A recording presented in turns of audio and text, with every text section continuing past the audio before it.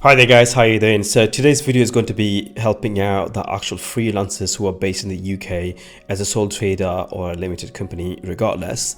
I'm going to cover the top 10 expenses that you can claim as a freelancer who is based in the UK. Now you could be trading as a freelancer in the UK but serving global clients. Regardless of that, I mean, you should be able to claim these expenses from the business.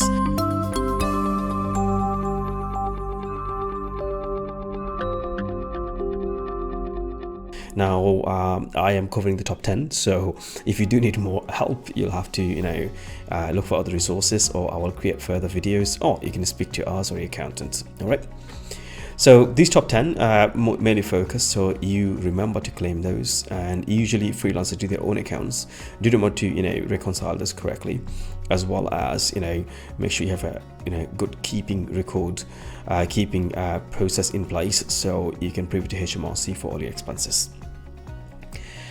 So jumping into the video, my name is Araful and I'm the founder of Sterlinx Global, and I give you regular tips on YouTube, and I love doing that. This is my passion, and I'd love you to subscribe and help yourself with new information and help me to pass this information to other people who could be benefiting from the content. Or please don't forget to press the like button, because that helps the YouTube algorithm.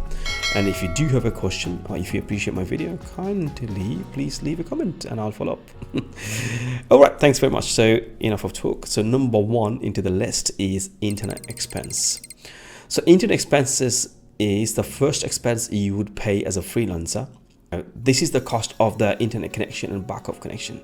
So now you will have to get on the internet quickly, get online to do your work. So I mean, majorly people go on Upwork, Fiverr, people per hour, Freelancer, another freelancing marketplace, maybe LinkedIn, or could be Facebook, where you get leads from as well.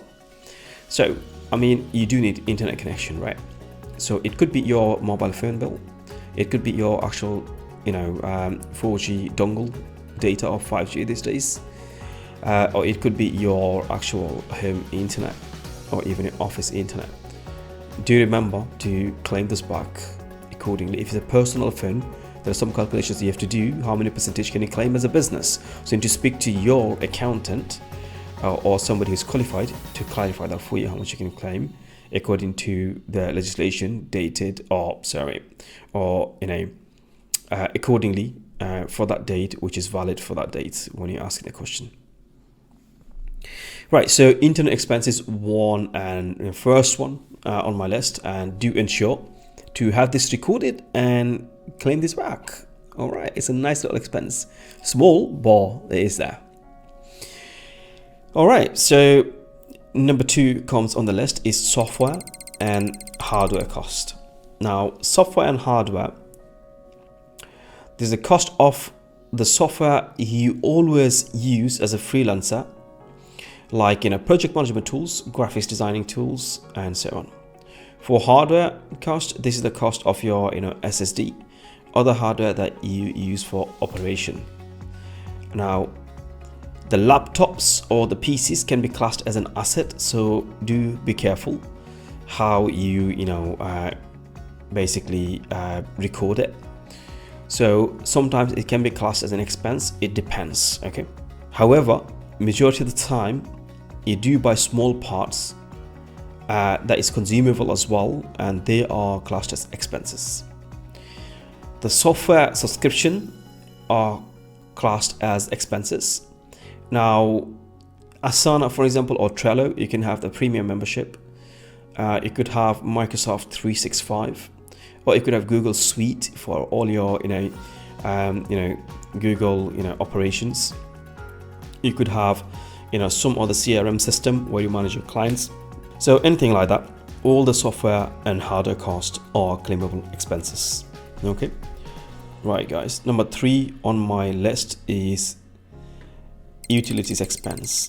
This expense covers your electric bills, heat, and gas used during operating hours.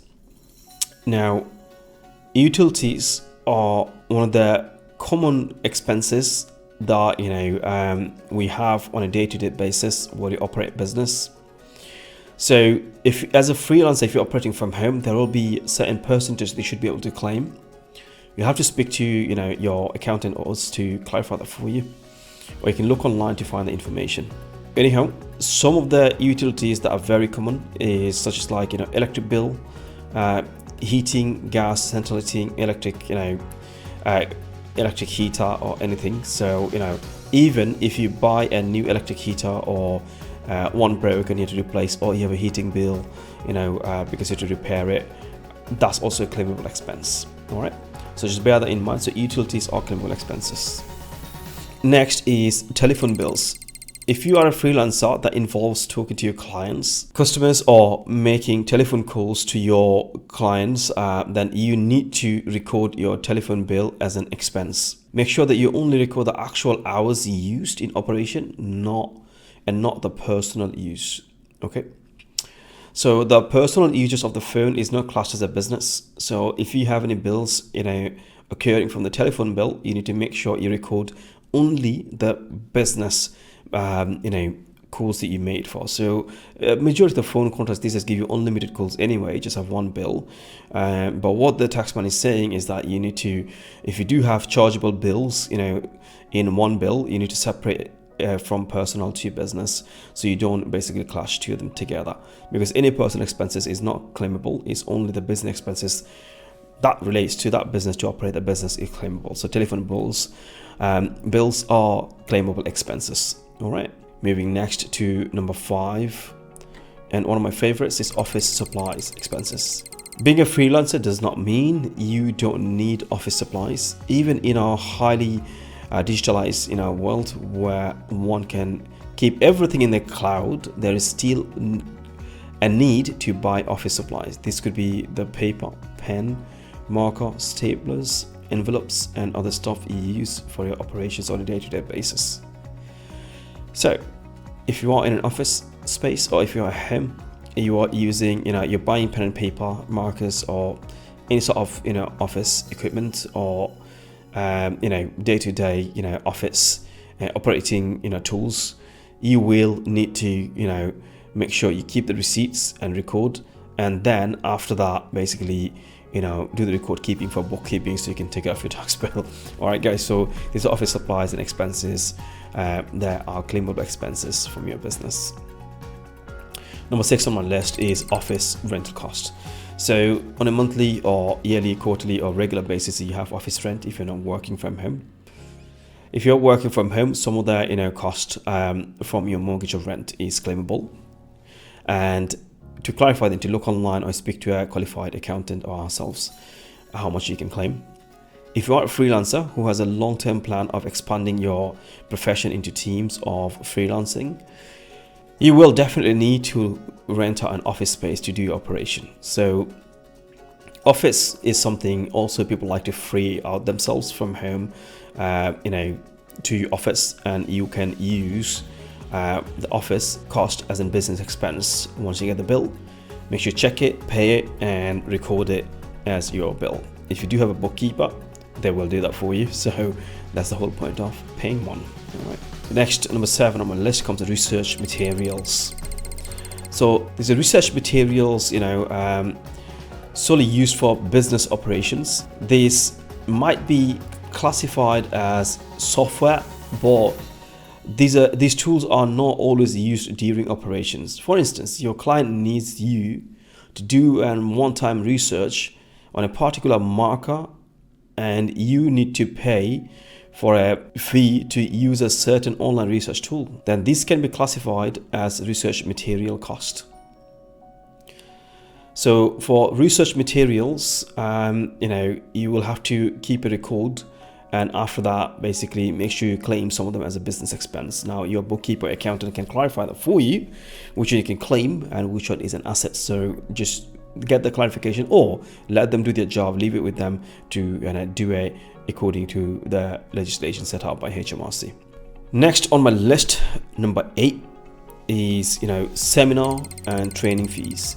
Now, these are fees on the seminars and trainings you will undergo to improve your profession and your operation. Make sure the seminars and trainings you take align with your profession as a freelancer. All right, so these seminars and training cost come usually if you're going for like a conference or going for like a some sort of networking or training, and you will usually pay for them. There's nothing really free these days, so once you have the invoices that it relates to improving your skills or anything to do with the seminar or the business, you will be able to claim this as part of your expense. All right, so number 9 comes on the list: meal expenses. So freelancers can claim some of the meals they take as an expense. Meals can be charged from your operations provided that the meal is directly attributed to your operation and should be reasonable enough to be charged to your business. Like your snacks while working overtime can be charged, or when you conduct a team meal online once you expand your business. Now, be careful when you charge your meal expenses, because most businesses think they can charge daily meals to the business, but this is not the case. So certain type of meals expenses can be claimed. You just need to clarify with your bookkeeper or accountants. All right, advertising cost is the last and number 10. As you know already, you can claim advertising cost, and freelancing is a growing profession worldwide. This means that there is also a growing competition in this field. For this reason, freelancers are opting to advertise themselves online, which can be charged as advertising cost to increase their reach. So advertising cost also can be for example, a referral fee to something like Upwork, Fiverr, or similar marketplaces. So the referral fees are like, for example, you don't pay anything to advertise on Upwork, something like Amazon sellers like don't pay to advertise there. But once you sell it, or once you have a contract, you pay a certain percentage to Upwork. Now, this is a good cost to have because it's building your Upwork profile, and the actual your profile is rising on a daily basis, and you become one of the top sellers, and you get regular business, become a millionaire from Upwork, to be honest. I know a lot of people have done that. They're really very, very niched into one service, absolutely smashed it. There were hundreds of clients globally and make millions from Upwork, and they do pay for the actual Upwork referral fee every single time they charge their client, and it's worth it, guys.